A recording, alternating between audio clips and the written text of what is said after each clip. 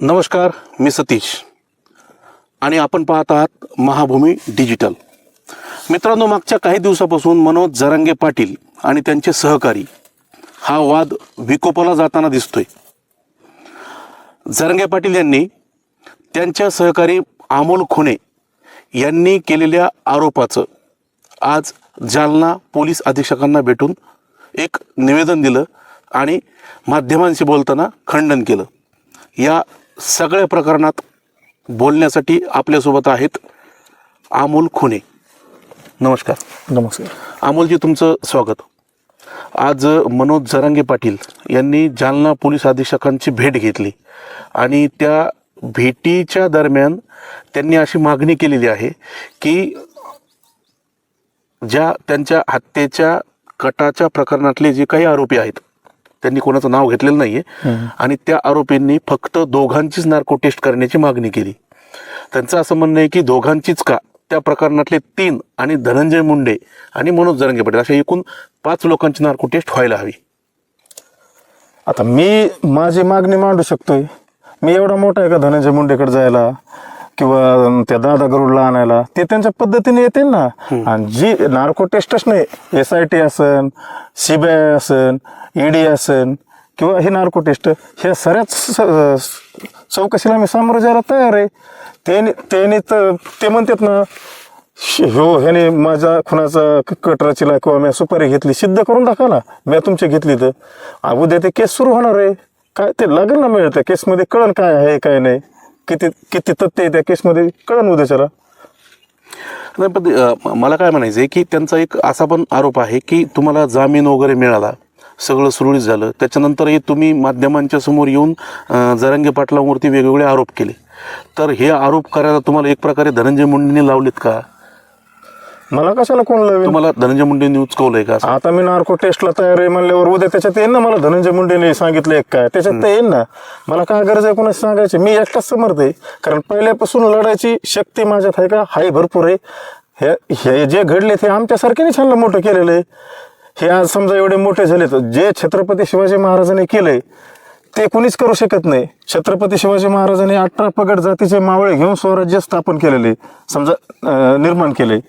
तर ह्यांचं कसं आहे माहिती आहे का? ह्यांच्यापासले जे जे मावळे, खरे मावळे आहेत, ज्यांनी हे स्वराज्य समजा ह्यांचं हे आंदोलन उभं केलंय, मराठा आरक्षणचं आंदोलन उभं केलंय, तुम्ही दाखवा मला ते जुने जे मावळे आहेत ते कुठं, तर कुणाचं काय काय नाही. आणि मी तरी काय नाही केलं, ह्यांच्यासाठी भरपूर केलंय. पण आज बघा ना ह्यांचा स्वभाव कसा आहे. हे कुणाला जवळ केलं का सारे संपले. एवढ्या योगदानाचे लोक ह्यांनी संपले. महाराजांनी ते नाही केलं. महाराजाचे विचार कसे होते बघा. महाराजांनी हर एक मावळ्याचं इतिहास आहे आज बी महाराजाच्या. ह्यांच्या मावळ्याचा इतिहास काय? ह्यांच्या मावळ्याला तर असला कलंक लावलाय. माझी सुपारी घेतली, आणि काय सुपारी घेतली? 2 का 2.5 कोटी रुपये. तुमच्याच विरोधात जायला मला माहिती ना मला किती भेटत होतं. मी गेलो का तुमच्या विरोधात? आणि माझं गरीबाचं नाव बदनाम करून काय होणार? तुमच्यासाठी 15 वर्ष घातले ना आयुष्याचे, आणि काय घालायचं? पण तुम्ही खरंच म्हणजे आता हे प्रकरण न्यायालयीन आहे आणि त्याच्यावरती भाष्य करण्याचा आपल्याला अधिकार नाही आहे, पण तरी न्यायालयाच्या प्रकरणाच्या अधीन राहून तुम्ही खरंच काही त्याच्यामध्ये तुमचा सहभाग आहे? धनंजय मुंडेंची तुमची कधी भेट झाली आहे का? किंवा त्यातला तो दादा गरुड आहे, किंवा मग तो कांचन साळवे आहे, आणि एकंदरीत खरंच काही अशा त्यांच्या बोलण्याच्या रेकॉर्डिंग आहेत का? आणि तुमचा त्याच्यामध्ये खरंच सहभाग आहे का? म्हणजे त्यांचं असं म्हणणं आहे की मी अमोल खुणे, म्हणजे त्यांनी नाव न घेता बोलले की अमोल खुणेंच्या परिवाराने एक विनंती केली की जरांगे पाटलांनी हे प्रकरण जास्त लावून धरू नये किंवा मनावर घेऊ नये, आणि दारूच्या नशेमध्ये यदा कदाचित अमोलकडून ते काही झालं असेल, त्याच्यात कितपत सत्यता आहे किंवा काय? आता हे माझ्या घरच्या पस्तूर गेले. माझ्या घरचे एवढे म्हणजे साधारण माणसं, तर त्यांना माहिती हे पाटलासाठी काही बी करू शकतोय, आणि पाटलाची सुपारी कधीच घेणार नाही. पण घरच्याला एवढं म्हणजे प्रेशरमध्ये आणलं डायरेक्ट. आमच्या घरी एवढे पोलीस माणसं, पत्रकार, न्यूजवाले घरचे हरबळून गेले. त्यांना काय बोलावं हे सुधारणा. आणि दुसरी गोष्ट, ह्यांच्यासाठी मी एवढं केलं. मी आता हे माझ्या घरच्या पुस्तक काढायला लागले. ह्यांच्यासाठी मी काय केलेलं आहे माहिती आहे का? पुरावे दाखवू का मी तुम्हाला काय आहेत तर? मी 25,000 रुपये एका माणसाकडून घेतलेले. लक्ष्मण अण्णा पवार माझे आमदार त्या टायमाला पहिल्या वेळेस आमदार झालते, तर त्यांच्या ऑफिसमध्ये त्यांच्यावर अॅट्रॉसिटी झालती. पुरावे सीन बोलतो मी. अॅट्रॉसिटी झालती तर त्या टायमाला मी होतो गावाकडे. तर मला म्हणले मला लय अर्जंट गरज आहे, 50,000 रुपये दे, मी तुला देतो. मी वाळूचं टेंडर घेतलं आणि माझी हुडबुद्धी त्या टायमाला. म्हणलं चालतंय वाळूचं टेंडर, आपल्याला काय माहिती वाळूचं टेंडर 50,000च येतंय म्हणून. मग मी म्हणलं चालतंय, माझ्याकडे पैसे नव्हते आणि त्या टायमाला नोटाबंदी झालत्या. तर मी मुथूट फायनान्स मध्ये 2016चा काळ येतो, मुथूट फायनान्स मध्ये मी माझ्या बायकोचं सोनं घाण ठेवलं. तिथून आलो, कॅश 2-2 हजाराच्या नोटा होत्या बघा. माझ्याकडे नोटा होत्या किती, मी 1.5 लाख रुपये ठेवले होते. म्हणजे 1.5 लाखात सोनं घाण ठेवलं होतं माझ्या बायकोचं, भाऊजाईचं, आईचं. आणि मी ते 1.5 लाख रुपये मी एवढं भावनिक झालतो, 50,000 रुपये द्यायला तयार झालतो. पण माझ्या संग रोहित कृष्णा शिंदे होते. ते माणूस काय खोटं बोलून का, तो बी पाटीलच आहे ना. तर मग ते होते माझ्या समोर. ते म्हणले अरे पैसे कशाला देतो एवढे, असं तसं. तरी बी मी आहे का त्यांना 25,000 रुपये दिले. 2 500-500च्या नोटा त्या नवीन निघलेल्या आणि 12 नोटा 2-2 हजाराच्या. तर कुठं लक्ष्मण अण्णा पवार आमदार ज्या टायमाला पहिल्या वेळेस झालते त्यांच्यावर अॅट्रॉसिटी झालती, ते गेवराईमध्ये त्यांचं काहीतरी वाद झालता. तर तिथं मी दिलते. तर तिथं हे आलते आणि तिथं काय म्हणले, लक्ष्मण अण्णाला म्हणले काय करायचं असलं तर सांगा, आमची शुभा संघटना आहे. तिथं हे बोलले होते. काय करायचं काय म्हणजे विरोध, त्यांच्यावर अॅट्रॉसिटी झाली तर काय ठोस पाऊल उचलायचा का, समोरच्याकडे हे करायचं का, असं तसं हे बोलले होते तिथं त्या टायमाला. तर लक्ष्मणांना म्हणले मला काही नाही करायचं, ते बी आहे. आणि पुन्हा दुसरी गोष्ट, माझ्या घरच्या पुस्तक काढतात. ज्या टायमाला माझ्यावर टाइम आला ते 25 आणि 10,000 रुपये मी गावातल्या एका माणसापासून ठेवले. त्यांना अशीच गरज होती. मी 5 रुपये शेकड्याने काढली होती. त्या 10,000चे मी 80,000 रुपये बजिले तर सुटल्याच्या नंतर. तर मी ते 10,000 रुपये आहे का एका माणसापाशी ठेवले होते. तेच 10,000 रुपये न्यायला रावसाहेब बोर्डे आले. त्यांच्याकडे टीव्ही स्टार गाडी होती. ते आले, ते 10,000 रुपये ह्यांना दिले. ते 10,000 ह्यांना 9,000 दिले. 1,000 रुपये त्याने ठेवले, खर्चाला काही नाही. पण मी ते लोकांकडून काढलेलेच पैसे होते ना व्याजाने. असे माझे 35,000. माझी काही लई मोठी रक्कम नाही, माझ्यासाठी ती लई मोठी बी, कारण माझा संसार एवढा मोठा नाही. तर ते पैसे आणायला मी गेलतो. माझ्या संग कृष्णा शिंदे होते रोईचे. आम्ही 2 जण गेलो. तर म्हणलं पाटलाने मी फोन लावला होता, म्हणले देतो मी. गेलो, आम्ही गेलो तर घरी गेलो तर रडा लागले. म्हणले माझी परिस्थिती एवढी डाऊन आहे, असं तसं. त्याने दाखवलं बाजरीचं चुंगडं होतं एवढं असं घरी, 2-3 पायल्या बाजरी. म्हणले माझे 4-5 लेकरं मी जगतोय कसं, माझी परिस्थिती लय बेकार आहे. रडले मायापाशी. लेकराचे दप्तर दाखिले शिवलेले असे घरी सुईने ह्यानी.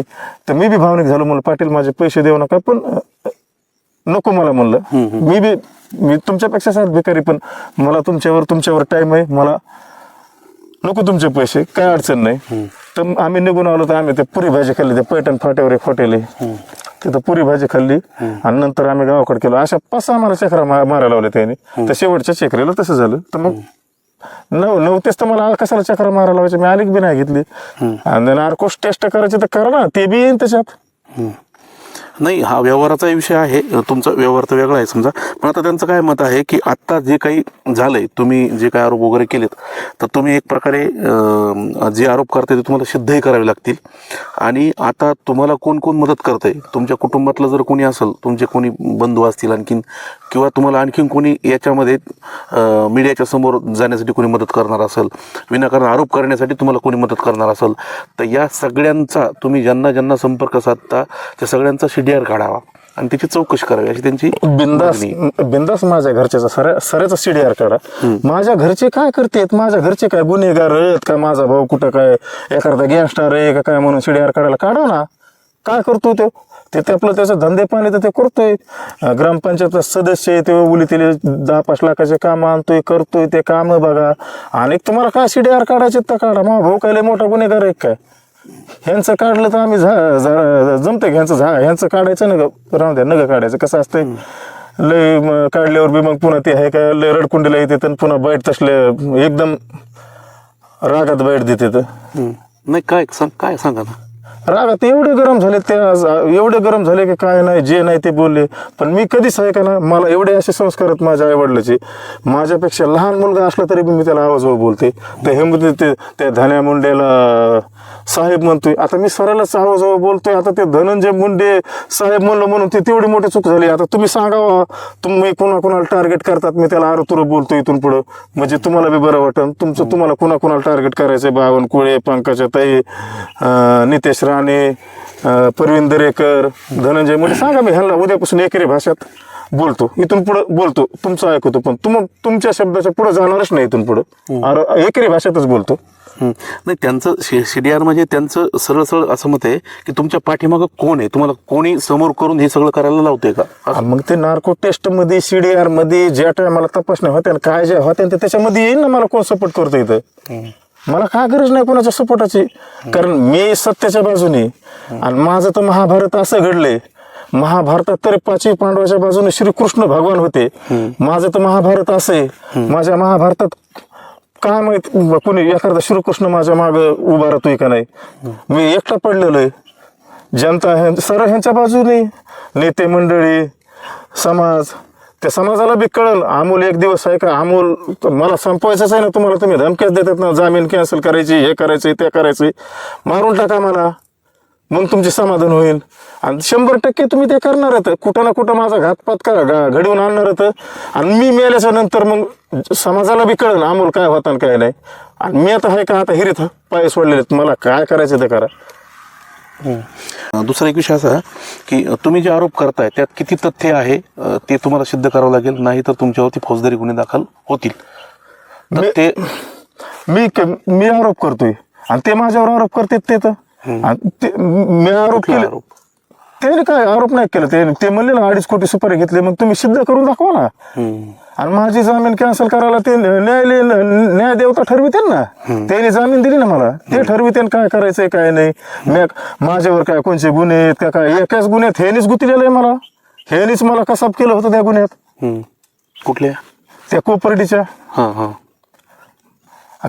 आम्ही हुड होत होतं, कायद्याचं राज्य आहे आमचं. माझं शिक्षण कमी, मी 7वी पास आहे. आम्ही काय लगेच आम्ही ह्याला महाराजासारखं समजत होतो. आम्हाला आपली मावळ्याची उपमान भेटेन आपल्याला, पण इथं मावळा नाही, महाराज बी नाही, काय हे चरित्र वेगळं दिसतंय मला. सर येणाऱ्या काळात सगळ्या समाजाला कळन. आज 100% मला समाज नाव ठेवत असेल, पण एक दिवस समाजाला कळन. त्या टायमाला वेळ निघून गेलेली असन, आणि त्या टायमाला अमोल असन किंवा नसन हे सांगू शकत नाहीत. पण एक दिवस असा येईल की अमोलच्या नावाने लोक आहे का भरपूर पश्चाताप होईल लोकांना. तुम्ही परळी गेस्ट हाऊसला धनंजय मुंडेंना भेटले का? हो, 100% भेटलो. खोटं बोलायचं नाही, कारण माझ्या रक्तातच. कोण कोण होतं त्यावेळेस? त्यावेळेस कांचन साळवे, मी, माझ्या संग होते आणखी 1-2 जण. CDR काढा ना म्हणा, त्याच्यात निघतेनच ना. तर माझ्या भावाचे 11 लाख रुपये अडकलेले, त्याचे पुरावेत माझ्याकडं. अच्छा. हा. अनिल सोळुंकेच आहे ना, आणि 2 जण आहेत. त्या दोघांकडे माझ्या भावाचे पैसे अडकलेले ते. त्या पैशाच्या संदर्भात गेलतो मी. आता तुम्ही सांगा, जर मला संभाजीनगरला यायचं म्हणलं, माझे जर तिथं पैसे अडकलेत, तर एखाद्या राजकारणी नेत्याच थोडं तुम्ही समजून सांगा, मी गरीब माणूस आहे, माझ्या भावाचे पैसे अडकलेत, असे तसे द्या. आपण चर्चा करतोच ना. तर माझे पैसे तिथे अडकलेत, मी त्याच्यामुळे गेलतो. मी कांचन साळवे माझा मित्र आहे, 6-7 वर्ष झालं. कांचन साळवेला सांगितलं मी असं असं, मग आम्ही गेलो तिथं. तर सांगितलं मी अशी अशी अडचण आहे. मी तरी मी आता आहे का कोणाला म्हणलो बी नाही मी आतापर्यंत, फक्त हे मीडियाला म्हणलोय. तर मग कांचन साळवे आमचा विषय हे झाला, आम्ही आलो होतो. म्हणजे दुसरा कुठला उद्देश किंवा हे कट असं त्याच्यात काहीच कट नाही. तुमचं वैयक्तिक काम होतं? वैयक्तिक काम होतं माझं. मग हा दादा गरुड ह्याचं काय, याचं नाव येते मध्ये, याचं कधी तुम्हाला सांगतो ना, भेटलो तर आम्ही, बाहेर आलो, दादा गरुड पळतच माझ्याकडे आला. मला तुम्ही इकडे कस काय? मी सांगितलं माझ्या भावाचे असे असे पैसे तसे तसे. तर ते मला माझ्यावर बी आहे का, लोकसभेला काय झालं, 353चा गुन्हा पडला. म्हणलं कशाचा? ते मला तुम्हाला नाही का माहित, मी माटेगावचा आहे, आणि माझ्या गावात ते बुतावर भांडणं झालं. तिथं मी वंजारी समाजाच्या एका पोलिसाला हाणमार केली, तर माझ्यावर ते 353चा गुन्हा पडला. त्याच्यामुळे मी आलतो, साहेबाला सांगणार होतो ते गुन्हा माझा मागं घ्यायचा, सांगा मी पोस्टमॅन आहे असं तसं ते बोलत होता. म्हणलं मग बघू तुपलं तू. आम्ही निघलो, तर मला तुमचा नंबर द्या ना अमोल भाऊ. आता मी त्याला ओळखीत नव्हतं, पण ते मला ओळखीत होता, कारण मला थोडं समाजात हाय थोडंफार ओळखीत लोक. तर मी दिला नंबर. तर पुढे गेल्याच्या नंतर आम्ही त्याचा मला फोन आला, मला आपण तुम्हाला बोलायचंय मला एक, आपण थांबूत. मग आम्ही तेलगाव नाका म्हणून एक तेलगाव गाव आहे, तिथं कॉपी हे घेतली आम्ही. आणि ते मला पुढे गेल्यावर थोडं बोलायचं, ते कंचन त्या गाडीतच बसली. तर त्यांनी मला गाडीच्या खाली बोलिलं. ते म्हणला माझ्याकडं 64 रेकॉर्डिंग येतं कुणाच्या, जरांगे पाटलाच्या. म्हणलं काय येतं? ते म्हणलं ह्याच्या संग मिटिंग झालेली, त्याच्या संग मिटिंग झालेली, ह्याव झालेलं, तेव्हा झालेलं, धनंजय मुंडेला शिवाय दिलेला, ह्याव केलेलं, तेव्हा केलेलं. म्हणलं आता मला तर वाटलं मग आता ह्याला आपण डायरेक्ट. त्यांच्याकडे कशी काय रेकॉर्डिंग आली यांची, जरंगे पाटलाची? त्यांचे दादा गरुडचा त्यांचा काय संबंध? त्यांची रेकॉर्डिंग दादा गरुड म्हणला मी मध्ये असतो, त्यांचे हातपाय सोपायला, डोकं चोळायला, कुठं भाज्या बनवायला, त्यांना स्वयंपाक वाढायला. ते मला म्हणला. आता मधलं आपल्याला काय माहिती, आपण बाहेरले. अच्छा अच्छा. आपण मावळे माणसं, आपण कशाला मध्ये जाऊ, त्यांचं काय आहे काय नाही. तर म्हणलं का असं नव्हा. तर मग दादा गरुडनी मला काय केलं, घेऱ्यात घ्यायला सुरुवात केली. तर माझा प्लॅन काय माहितीये का, हे रेकॉर्डिंग कुठं जाऊ नये बाबा, पाटलाचं नाव बदनाम होईल. म्हणून मी दादा गरुडला बोलायचं, थोडं पाटलाच्या थोडं विरोधात बोलायचं होतं. मला ते रेकॉर्डिंग काढून घ्यायच्या होत्या. तर धनंजय मुंडे साहेबाचा माझा साहेबच आलो, मला आहे का ती सवय, कुणाला बी आहे का आवाजावर बोलायची, आदराने बोलायची. तर धनंजय मुंडेचा आणि माझा कुठंच काय शिड्यार नाही निघला, काय नाही. मी त्याला घुमवायचं. हा धनंजय मुंडेला बोललोय बाबा, दे तुला किती पाहिजे ते. मला 2 कोटी रुपये द्या मला, मी तुम्हाला देतो. मी म्हणलं मग ठीक आहे चालतं, तुला 2 कोटी रुपये देतो. ते मला सगळं मस्करी वगैरे असं चालू होतं का? मस्करी म्हणजे मला त्याच्याकडून काढायचं होतं ते. तर ते म्हणलं मग 2 कोटी रुपये द्या. मग म्हणलं हो ठीक आहे, तू रविवारी तुला 2 कोटी रुपये देतो बीडमध्ये. आणि बीडमध्ये आणून काय करायचं होतं, त्याच्याकडे जे पुरावे ते घ्यायचे होते तेच पाटलाला मला द्यायचे होते. 2 कोटी रुपये आणि ते अनेक बी म्हणला त्याच्याने तुम्हाला 50 लाख रुपये देतो. मी मला बस झालो, मला तेवढेच लय झाले, मला बस झाले, मग 50 लाख. तर मला तेच प्लॅन करायचं होतं, त्याला बीडला बोलून घ्यायचं होतं. पैसे कशाचं काय, इकडं आम्ही गेलोच नाही तर आमचं काय झालेलं बिल आहे. तर तेच रेकॉर्डिंग घ्यायच्या होत्या, 4-2 चापटे मारून त्याला तिथंच मला सोडून द्यायचं होतं. तेच रेकॉर्डिंग पाटलापाशी नेऊन द्यायच्या होत्या. जाऊन द्या, आपलेच मित्र ते चुकले असले तरी बी काय माहितीये का, शेवटी चूक सुधारली असते त्यांची आणि ते नेऊन द्यायचे होते. पण ते पिक्चर वेगळाच झाला. हे अगोदरच तिथं जाऊन भेटला. एकाचं 2 सांगितलं, त्यांच्या काय रेकॉर्डिंग, त्यांच्या रेकॉर्डिंग दिल्या, आमच्या दोघांच्या केलेल्या दिल्या. मी त्यांना उलट म्हणतो करा त्या रेकॉर्डिंग व्हायरल. हा मी त्यांना थोडं चुकीचं बोलला. आता कसं आहे माहितीये का, चुकीचं बोलल्याशिवाय दादा गरुड ह्याच्यामध्ये येणार नाही ना जास्त, म्हणजे माझ्या संग एकदम मोकळा होणार नाही ना. चुकीचं म्हणजे काय, त्याला शिवी नाही दिल्या, थोडं आडवं तिडवं कोड. तुम्हाला दादा गरुडला ट्रॅप मध्ये अडकवायचं होतं? हा, दादा गरुडला ट्रॅप मध्ये नव्हतं अडकायचं, त्याच्याकडे ते पुरावेच मला घ्यायचे होते आणि तेच पाटलाला द्यायचे होते. आणि त्याचं हे लगेच लावलं का, माझी सुपारीच घेतली, ह्यावच केलं तेव्हाच केलं. आता ते बेस येईल ना, नार्को टेस्टच म्हणतात ना. मी काय म्हणतो, जगाच्या पाठीवर ज्या चौकशा असतात त्या चौकशाला जायला सामोरं जायची तयारी माझी. पण जरंगे पाटील मराठा आहे. पण जरंगे पाटील म्हणतायत ज्याला कर नाही त्याला डर कशाला? मग मला तर काय डर, काय कर नाही डर नाही, मला बी काय, मला कर नाही डर नाही, मग इथं कशाला तयारी. तुम्ही हे दुसऱ्या जातीला खुश करण्यासाठी असं करताय का, आरोप वगैरे काय नेमकं? आता दुसऱ्या जातीला खुश करायचा विषय काय, मी 15 वर्ष झालं मी समाजासाठीच कार्य करतोय ना. 2013 मध्ये मी मुंबईला बैलगाडी बडीत नेलती. मी काय एकटाच नव्हतो, माझे सहकारी बी होते ना. मी एकटा श्रेय घ्यायचं माझ्या ते रक्तात नाही, मी एकट्याने वडील बी नाही. मी सरेचे नाव तुम्हाला टिपून देतो, कोण कोण होतं काय काय होतं. पण आमच्या पायाला फोडं हे आले, समजा मी जास्त वडील असेल, कारण मी जरा पैलवान होतो आणि व्यसन नव्हतं काय नव्हतं, पहिल्यापासून दुधावरला होतो. तर आम्ही असं करीत करीत पायाला फोड आले, बैल नव्हते काय नव्हते, मुंबई गटली.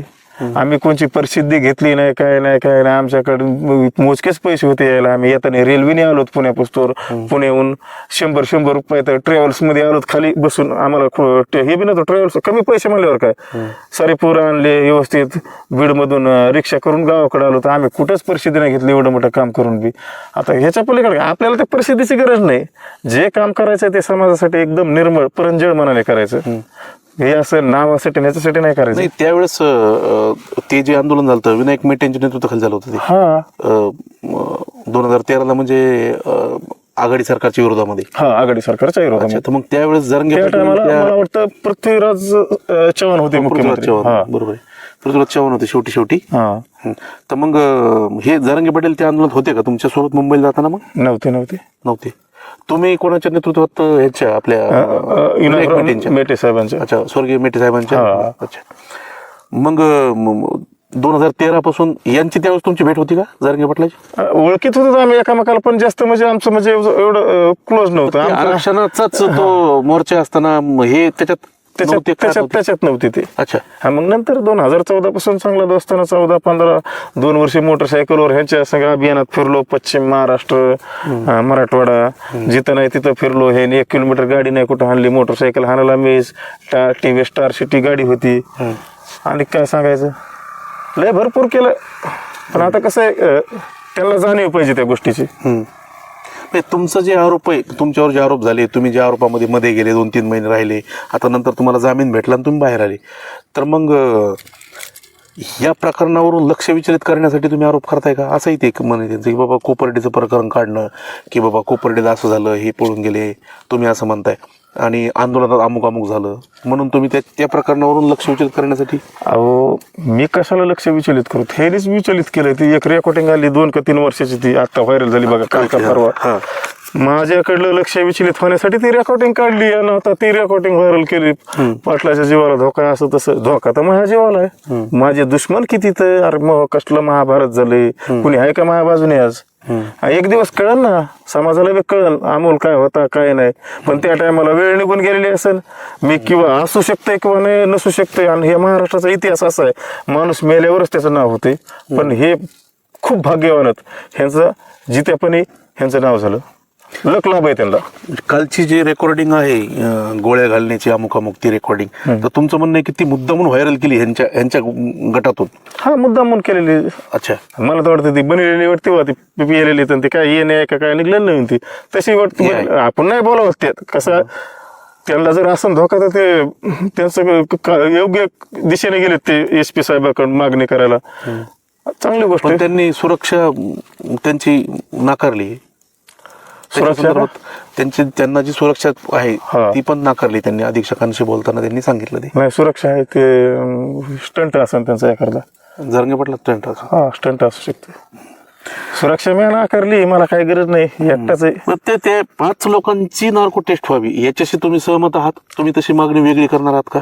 मी काय म्हणतोय, तुम्हाला 5 जणांची नाही, तुमच्या शिष्टमंडळात जेवढे आहेत त्यांचे बी होऊन द्या, आणि माझी बी होऊन द्या, आणि धनंजय मुंडेचे होऊन द्या.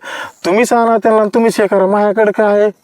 मी कुठं आणायला? मग हेच खायचे वांदे, तर मी कुणाला आणून काय करू? तुमच्याकडे आहे सर, भरपूर आहे सध्या. माझ्याकडे काय आहे? माझीच पंचायत आहे. उद्या आता जायचं कुठं, तर कुठून आणू पैसे मी? तुम्हीच आणा, तुमच्याकडे सारे यंत्रणा, तुम्ही त्यांना घेऊन या.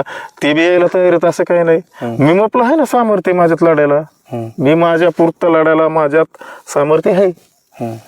म्हणजे तुमचं त्याला काही आक्षेप नाही? 5 जणांची करा किंवा 5-6 जणांची करा, 10ची करा. तुमच्या शिष्टमंडळात जेवढे आहेत त्यांच्या तुमच्या अर्जामध्ये का नाही लिहिलं की त्या यांची करा? मग ते एकंदरीत ते 2 जण, दादा आणि तो कांचन आणि असे, आणि जरांगे पाटील आणि परत धनंजय मुंडे, ह्यांच्या अर्जात ह्यांनीच करायला पाहिजे, त्यांचा उल्लेख करायला पाहिजे. मला माहिती ना, ह्यांचे नाव घेऊन काही उपयोगच नाही, कारण काही निघणारच नाही कुठं काही. त्याच्यामुळे दोघांचीच होऊ द्या ना.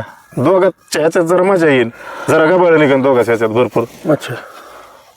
मग एक दुसरा प्रश्न असा आहे अमोलजी, की कधी नव्हे ते मनोज जरांगे पाटील यांच्या नेतृत्वामध्ये मराठा समाज एकवटला आहे. म्हणजे 1984 पासून 83 पासून जी आरक्षणाची मागणी होती, तर ते जवळपास 40 ते 45 वर्षाच्या नंतर 2023 पासून महाराष्ट्रामध्ये मराठा समाजाचं संघटन व्हायला सुरुवात झाली. आणि आता एकंदरीत मराठा समाजाचं एवढं प्रस्त निर्माण झालंय की खरंच एकीची जूट तयार झाली. आणि अशा या सगळ्या एकीकरणाला फक्त कारण आणि श्रेय ते मनोज जरांगे पाटलाचं, हे निर्विवादपणे मान्य करावं लागेल सगळ्यांनाच.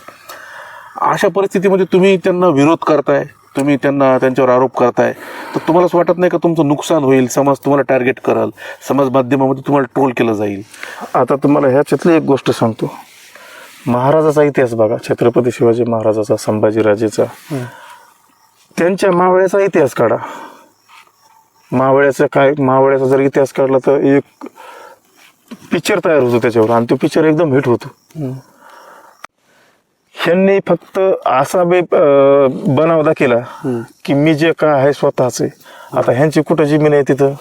ह्याला महाकाळ्याला, माथुरेला जमीन आहे, हे राहतात कुठं महाकाळ्याला, ह्यांची कुठं जमीन आहे, त्या पिक्चर मध्ये जमीन दाखवली, शेती केलेली दाखवली, याव केलं त्याव केलं. पिक्चरचं काय ते पिक्चर मी काय म्हणतो, मग तुम्ही खरा इतिहास दाखवा ना. तुमचा संघर्ष, तो पिक्चर हिट झाला असता. त्याने जर खरे मावळे जर दाखवली असते ना त्याच्यात, हे खरा पाया कोणी उभा केला, जो खरा पाया आहे का, ते पाया कोणी उभा केला, ते मावळे कोण होतं, तुमचं सारं हिट झालं असतं. पण ते तुमचे भोग तुम्हालाच भोगायचा टाइम येणार एक दिवस, कारण तुम्ही अख्खे मावळे संपले. मावळे तुम्ही एवढे भेटत की तुम्हाला वाटतंय मावळे पासून काही उघडं पडतंय का काय. पण खरे मावळे तेच होते जुने. ते मावळे आहे का जीवाला जीव देणारे होते, टाइम आला तर काही बी करणारे होते. माझाच शब्द होता, पाटील तुमच्यासाठी जाळात उडी खाईन. आणि मग आणि कसल्या उड्या खायच्या, तिथं 1.5-2 वर्ष काढले येरवाडा जेल. आणि पुन्हा ह्यांच्या विरोधात बोललो नाही, काही एवढे गबाळ भेटत होतं तरी बी आणि कसल्या उड्या खायच्या बाबा. कोण कोणासाठी एक दिवस जेलला जात नाही.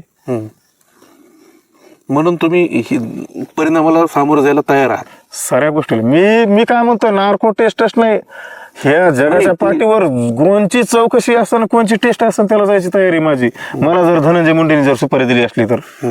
तुम्ही नेमकं म्हणजे एवढं रोष का त्यांच्याबद्दल, किंवा मग त्याच्याबद्दल राग कशामुळं आहे, त्या चित्रपट मध्ये तुमची भूमिका दाखवली नाही किंवा कार्य दाखवलं नाही, किंवा मग आता एवढं मोठं यश मिळालंय आणि आता त्यांच्या आजूबाजूला तुम्ही सहकारी सोडून जुने, की ज्यांनी आंदोलनामध्ये ज्यावेळेस त्यांना संघर्षामध्ये सहकार्य केलं, ते सोडून इतर कोंडावळं त्यांच्या आजूबाजूला आहे म्हणून राग आहे का, की वैयक्तिक काय विषय आहे?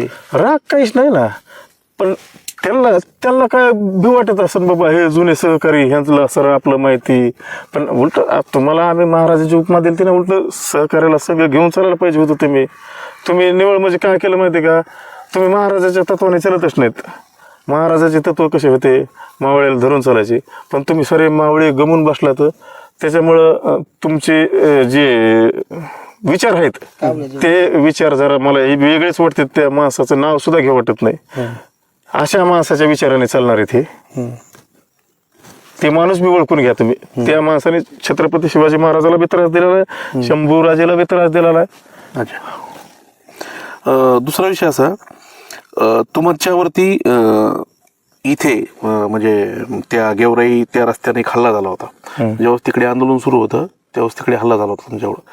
तर त्या प्रकरणात काही वाटतंय तुम्हाला, त्या प्रकरणात कोणी आलं का समोर? ते नाही काय नाही, त्याचा काय तपास नाही. त्या प्रकरणात तुम्हाला जरांगे पाटलांनी म्हणजे तुमचं हे केलं होतं त्या प्रकरणामध्ये, की आमच्या मुलावरती हल्ला होतोय म्हणून असं केलं ना. मग मी कुठं नाही म्हणते, आलं ते मला भेटले केलं. तुमची भेट कधी झाली सुरुवातीला त्यांची? 2013 पासून 14 पासून आमचं चांगलं दोघांचं. अच्छा. इतर सहकारी जे आहेत, बाबू वाळेकर, ते राजेंद्र जराड, तुमचे ते गणेश खुने आहेत, तुमचं काय रिलेटिव्ह आहेत का, नातेवाईक आहेत का? भावकीतला आहे ना ते, गावातलीच आहे. हा. अच्छा, यांच्याशी तुमचं काही या प्रकरणात काही बोलणं वगैरे? काहीच नाही. ही लढाई माझी एकट्याची ही ना, कारण माझ्यामुळं त्यांचं बी नुकसान नाही व्हायला पाहिजे. मला असं वाटतंय माझ्यामुळं कुणाचंच वाटोळं होऊ नये. त्यांच्या पद्धतीने ते बिचारे चलते, तर आज त्यांना बी लांब केल्यामुळे त्यांना बी काही वाटलं असेल, त्याच्यामुळे ते विरोधात गेले असते ना. पण मी जेवढं भोगलं तेवढं त्याने बी भोगले ना, माझ्यापेक्षा थोडंच काही कमी भोगले, त्याने बी तेवढंच भोगलेलं आहे. आता तुम्हाला काय अपेक्षा आहे जरांगे पाटलाकडून, नेमकी अपेक्षा काय तुम्हाला, त्यांनी काय केलं पाहिजे? मला त्यांच्याकडून काहीच अपेक्षा नाही. फक्त मला एवढंच सिद्ध करायचं की मी ह्यांची सुपारी घेतलेली नाही. त्यांना काय मोठं व्हायचंय हो द्या, लक लाभ त्यांच्या ह्याला, मला काय घेणं देणं नाही. मला फक्त आहे का एवढं सिद्ध करायचं की मी ह्यांची सुपारी घेतली नाही. नार्को टेस्टमध्ये कळन ते. अमोलजी, दुसरा एक विषय असा आहे, तुम्ही कोपर्डीचा वारंवार उल्लेख करता. त्या इतर म्हणजे गणेश खुण्यांचं मी ऐकलं नाही, पण बाबू वाळेकरांचं एकटेच ऐकलं, आणि ते जराडांचा तर काही विषयच नाही. तर ज्यावेळेस कोपर्डीचं प्रकरण घडलं होतं त्यावेळेस मी प्रत्यक्ष जरांगे पाटलांना छत्रपती संभाजीनगरमध्ये भेटलो होतो. त्यांच्या पायामध्ये पण अक्षरशः चप्पल नव्हती, आणि ते तिथे म्हणजे जवळपास 7 ते 8 महिने तिथे एके सहकार्याकडे राहत होते. आणि जवळपास आमच्या म्हणजे भेटी बऱ्याचशा व्हायच्या. तर त्या भेटीमध्ये त्यांनी सांगितलं होतं की माझे सहकारी मध्ये आहेत, आणि जोपर्यंत ते घरी जात नाही तोपर्यंत मी पण माझ्या घराचा उंबरा शिवणार नाही किंवा ओलांडणार नाही, घरी जाणार नाही. ही सत्य गोष्ट आहे. आम्ही स्वतः त्यांना बघितलं होतं तिथे. किती वेळेस बघितलं तुम्ही? जवळपास म्हणजे 7-8 महिने तिथे होती ती, येणं जाणं करीत होते ते. आता ह्याचे मी प्रूफ देतो. माझे बी नातेवाईक आता बघ माझ्या नातेवाईकाला टार्गेट होईल, माझं एकट्याचं संपलेलंच आहे. पण व कसं कोणाला टार्गेट होईल, हे कुठं राहत होते, ह्याला कोण जायला यायला पैसे देत होतं, काय करीत होतं, ह्यानी कुठं जमीन विकली, काय केलं.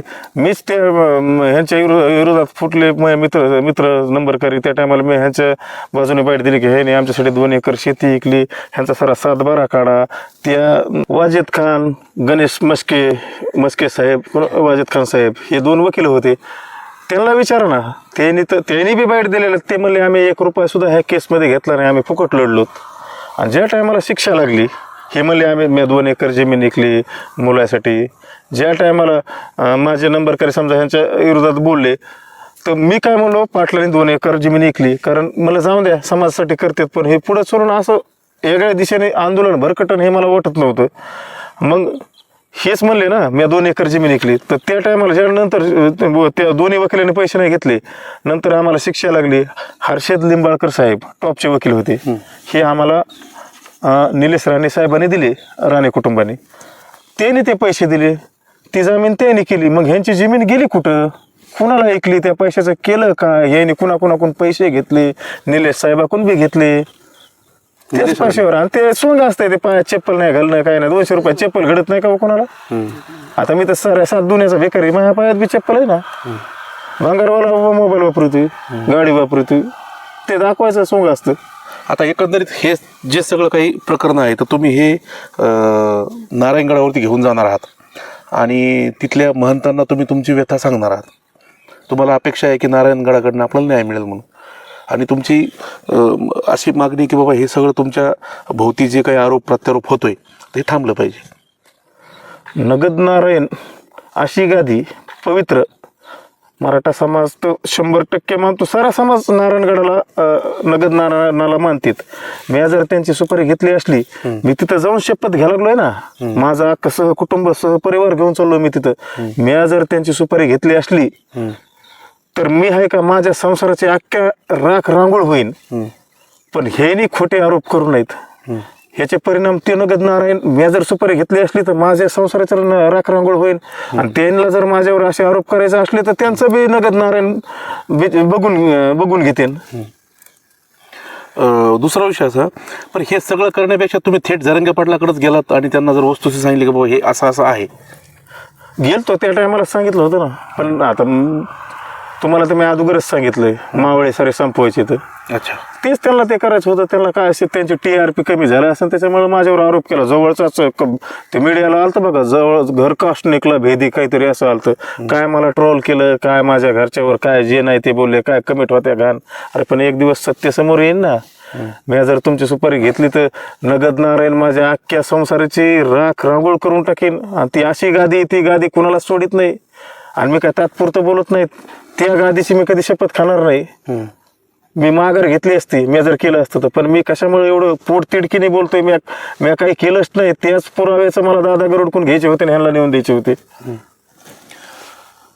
हे होते अमोल खुणे.